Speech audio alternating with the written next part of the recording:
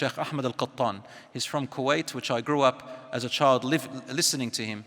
He had a father who was, I think he described him as more of a communist. And he didn't really believe in God except, very, I don't know, some weird belief. And his father became debilitated. So he became so debilitated that he had to stay in his bed, and if he has to go to the toilet, he has to do it in his bed. So this child, he became religious and he became an imam, and the father was extremely harsh to him.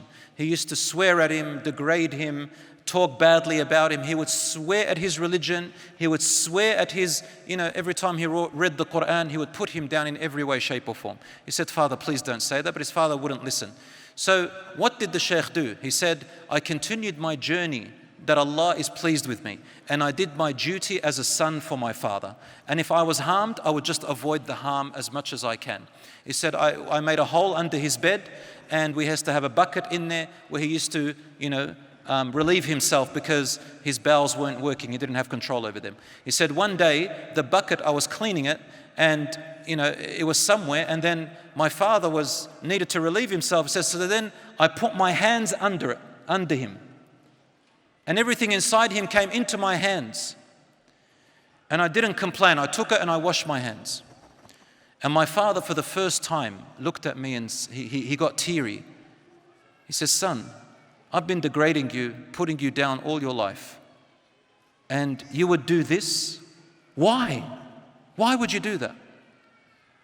And he said, "It is Islam, my dad. I only want to please Allah, Dad. I want to enter paradise, Father. And you are the way that Allah has given me as a test through it." Because of that, his father repented and he died a believer, knowing what Islam teaches you. Now, this is a story that is personal to me, but what I want to share it with you to tell you, brothers and sisters, please don't give up because you're going through certain hardships. I gave you a few ways to deal with it, inshallah. And there is always light at the end of the tunnel. Seek support, seek help.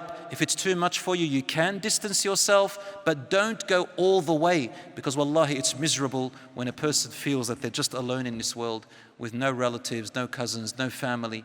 And may Allah subhanahu wa ta'ala ease the pain and struggles of any of you here and around the world who is going through any kind of problems like this in the family, because the family is the most important element of our life, and it is the most important, it's the most hurtful place for ourselves. So I ask Allah subhanahu wa ta'ala to ease your struggles and ours, and to ease the struggles of all our brothers and sisters around the world.